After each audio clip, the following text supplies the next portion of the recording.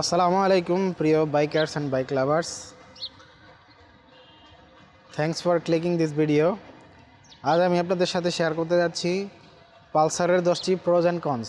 পালসারের 10টি ভালো এবং মন্দ দিক, সুবিধা এবং অসুবিধা। এটা আমি ব্যবহার করে আমি পালসারের বাইকটি কিনেছি, প্রায় 3 মাস চালিয়েছি। তো 3 মাসে এটার আমি কি ভালো দিক এবং মন্দ দিক পেয়েছি সেটা আপনাদের সাথে শেয়ার করব। তো চলুন শুরু করা যাক। তো আসলে লিস্টগুলো মুখে বলতে গেলে আসলে ওলটপালট হয়ে যায় বা মনে থাকে না, সেজন্য আমি লিখে এনেছি। তো প্রথমেই বলবো এটার আমার কি ভালো লেগেছে। এটার প্রোজ, 1 নাম্বার হচ্ছে এটার আউটলুক। এটার ডিজাইনটা অনেক ভালো লাগে, আমার অনেক আগে থেকে ভালো লাগতো, কারণ আমি ছোটোবেলা থেকেই পালসার দেখেছি, তখন থেকে আমার পালসার প্রতি একটা আকর্ষণ ছিল। দ্বিতীয়ত হচ্ছে এটার টুইন ডিস্ক এবিএস। এটার ডাবল ডিস্ক ভার্সনও আছে, সিঙ্গেল ডিস্ক ভার্সনও আছে। সিঙ্গেল ডিস্কের হচ্ছে আবার এবিএস আছে, কিন্তু টুইন ডিস্ক এবিএস হওয়াতে এটার কিছু সুবিধা এক্সট্রা পাওয়া যায়। এটাতে টুইন ডিস্কের ডিস্কটা বড়, তারপরে পিছনের টায়ারটা মোটা, যেটা ওই সিঙ্গেল ডিস্কের টায়ারের সাথে মিলে না। সিঙ্গেল ডিস্কের টায়ারটা চিকন। আর 3 নাম্বার হচ্ছে এটার এক্সজস্ট সাউন্ড। তো পালসার ছাড়া অন্যান্য যত বাইক আছে, আমি সবগুলোর অন্যান্যগুলো বাইকও ভালো এক্সজস্টের সাউন্ড আছে, তবে পালসারের এক্সজস্টের মানে সাউন্ডটা এটা আমার কাছে একটু অন্যরকম লাগে, একটু আলাদা। একটু অনেকেই আলাদা এক্সজস্ট লাগিয়ে নেয়, কিন্তু এটাতে এক্সজস্ট লাগানো লাগে না, তাছাড়াই এটাতে ভালো সাউন্ড আসে, একটা গুম গুম মোটা একটা আওয়াজ আসে। সেজন্য আমার কাছে এটা এক্সজস্টের সাউন্ডটা ভালো লাগে। 4 নাম্বার হচ্ছে এটা মাঝখানে স্প্লিট করা, এই ডিজাইনটা আমার কাছে খুব ভালো লাগে। সিঙ্গেল ডিস্কের চেয়ে এটা দেখতে ভালো লাগে, আমার কাছে ভালো লাগে, আমি জানি না অন্যদের কাছে কেমন লাগতে পারে। আর এটার হচ্ছে ফুয়েল ট্যাঙ্কির ডিজাইন। 5 নাম্বার ফুয়েল ট্যাঙ্কির ডিজাইনটা আমার কাছে ভালো লাগে। এটা গ্লসি এবং এই যে 3D লোগো দেওয়া আছে, লালের সাথে কালোর একটা কম্বিনেশন। আর এটা মোটামুটি আপনি একটু মেইনটেনেন্স করলে, পরিষ্কার রাখলে সবসময় একটু চকচকা থাকে। এবং 6 নাম্বার হচ্ছে এই সেগমেন্টে অন্যান্য যত এফআই বা অন্যান্য ব্র্যান্ডের যে বাইকগুলো আছে, এই বাইকগুলোর মধ্যে পালসার তুলনামূলক আমার কাছে কম দাম মনে হয়েছে, মানে আমার সাধ্যের মধ্যে মনে হয়েছে, সেজন্য আমি এটা কিনেছি। অন্যান্য এফআই নিতে গেলে এটার মানে প্রায় দ্বিগুণ দাম পড়ে যায়, সেজন্য আমার কাছে এটা ভালো লেগেছে, এটা এই সেগমেন্টে কম দাম। 7 নাম্বার হচ্ছে এটার রক্ষণাবেক্ষণ খরচ কম। রক্ষণাবেক্ষণ খরচ কম বলতে আমি কি বোঝাচ্ছি, এটা আপনি অন্যান্য এফআই বা অন্যান্য ব্র্যান্ডের যে বাইকগুলো, এগুলোর পার্টসের একটু দাম বেশি।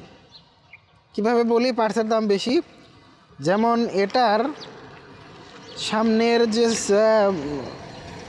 ব্রেকিং প্যাড আছে, ব্রেক শো আছে, তো এই ব্রেক শো আর পিছনের ব্রেক শোর দামটা তুলনামূলক অন্যান্য ব্র্যান্ডের যে বাইকগুলো আছে এগুলোর চেয়ে কম। আপনি বাজার ঘুরে দেখতে পারবেন যে অন্যান্য বাইকের পিছনের যে ব্রেক শো, এই ব্রেক শোর দামই 1000 টাকার উপরে, কিন্তু এটার দাম এত না। আমি দামটা এখন নির্দিষ্ট কেন বলছি না, কারণ দাম ওঠানামা করে, আপনি বাজার ঘুরে জানতে পারবেন। পরবর্তী কোনো একটা ভিডিওতে আমি ইনশাল্লাহ চেষ্টা করব যে কোন পার্টসের দাম কেমন এবং ওগুলো কোথায় অ্যাভেলেবল পাওয়া যায়। তা আজকে দাম না বলি, তবে অন্যান্য ব্র্যান্ডের বাইকের তুলনায় এটার পার্টসের দাম কম, কারণ আমার কেনার পর আমি 2বার সার্ভিস করেছি, তাতে তুলনামূলক দেখেছি যে আমি অন্যান্য বাইকের তুলনায় দামটা কম আছে। রক্ষণাবেক্ষণ খরচও কম, কারণ আমি ওই এফআই বাইকগুলো বা অন্যান্য ব্র্যান্ডের বাইকগুলো একটা মাস্টার সার্ভিস দিতে গেলে মিনিমাম 1400 থেকে 1500 টাকা চার্জ করে। তো আমি এটা 1000 টাকায় করেছি। এটা আমি করেছিলাম মোহাম্মদপুর থেকে। 8 নাম্বার হচ্ছে এটার পার্টস অ্যাভেলেবল। এবং কম কম দাম, স্বল্প খরচ। এটার পার্টস আপনি পালসারের পার্টস ম্যাক্সিমাম আপনি গ্যারাজ বলেন আর ওই পার্টসের দোকান বলেন পাবেন। কারণ এই বাইকটা দীর্ঘদিন যাবৎ বাংলাদেশে চলতেছে। এটার যে চাহিদা আছে এটা কাস্টমারও বোঝে যে এটার চাহিদা আছে, এবং যারা ওই পার্টস সেল করে তারাও বোঝে যে এটার চাহিদা আছে।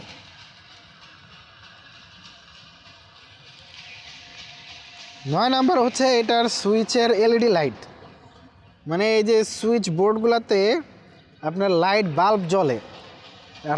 রাতের ভিডিওগুলো যদি আপনি দেখে থাকেন আমার বাইকের, তাহলে আপনারা খেয়াল করতে পারবেন যে এটার সুইচের এই অপশনগুলোতে লাইট জ্বলে রাতের বেলা, যেগুলো অন্যান্য বাইকে আমি পাইনি। এটা আমার কাছে খুব ভালো লেগেছে। 10 নাম্বার হচ্ছে এটার হ্যান্ডেলের গ্রিপটা।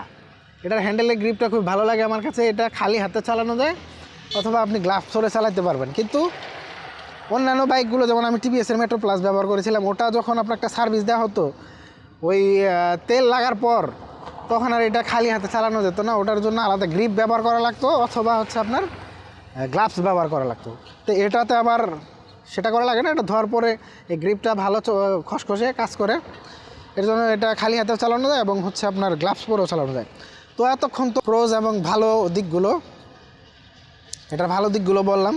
এখন বলি এটার খারাপ দিকগুলো। এটার খারাপ দিকগুলো হচ্ছে 1 নাম্বার হচ্ছে এটার এই স্প্লিট সিট, মানে এই সিটের ফোমগুলো অনেক শক্ত, সিটটা অনেক শক্ত। আমি অন্যান্য বাইকে বসে দেখেছি, যেমন আমি এটা কেনার আগে অনেকগুলো বাইক যাচাই করেছি। এর মধ্যে এফজেড ভার্সন 3, হর্নেট, তারপর থ্রিলার। তো এই বাইকগুলোর সিটের কুশনগুলো যথেষ্ট সফট, কিন্তু পালসারের সিট আমি 3 মাস চালানোর পরে এখনও বলতেছি যে এটা শক্ত। এটাতে আসলে অতটা আরামদায়ক না। আর এই সিটিং পজিশনের কারণে এটা আরও বেশি একটু কষ্টকর লাগে। কারণ আপনি যদি পিছনে একটা পিলিয়ন নেন তো আপনি ট্যাঙ্কির সাথে ঠেকে যাবেন। তো ট্যাঙ্কির সাথে ঠেকে গেলে আপনার এই সামনের এইগুলাতে চাপ লাগবে, তখন বসতে কষ্ট হয়। বারবার মনে হয় যে আমি আরেকটু নড়াচড়া করে বসলে হয়তো ঠিক হবে। 2 নাম্বার অসুবিধা হচ্ছে এটার ওজন অনেক বেশি।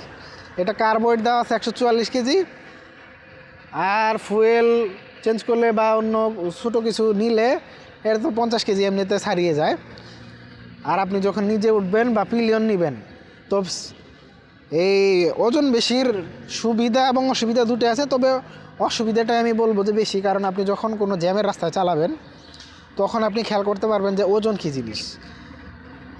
তখন আপনার ওই বারবার পা নামাতে হবে, অথবা আপনার পিছনে যদি একটা পিলিয়ন থাকে তখন আরও বেশি কষ্ট হবে। তো ওজনটা একটা আবার সুবিধা আছে। ওজনের সুবিধা হচ্ছে যখন আপনি হাই আরপিএমে স্পিডে রান করবেন তখন এটা একদম মাটি কামড়িয়ে চলবে। এটাতে আপনার ওই ভাইব্রেশন কম হবে, তবে ভাইব্রেশন হয়। এরপর আসি এটার তৃতীয় অসুবিধা হচ্ছে এটার পিছনের চাকা মোটামুটি ঠিক আছে, কিন্তু সামনের চাকা চিকন। অন্যান্য ব্র্যান্ডেরগুলোতে 100/100 থাকে, আর পিছনে থাকে 100/130 বা 140 এরকম থাকে।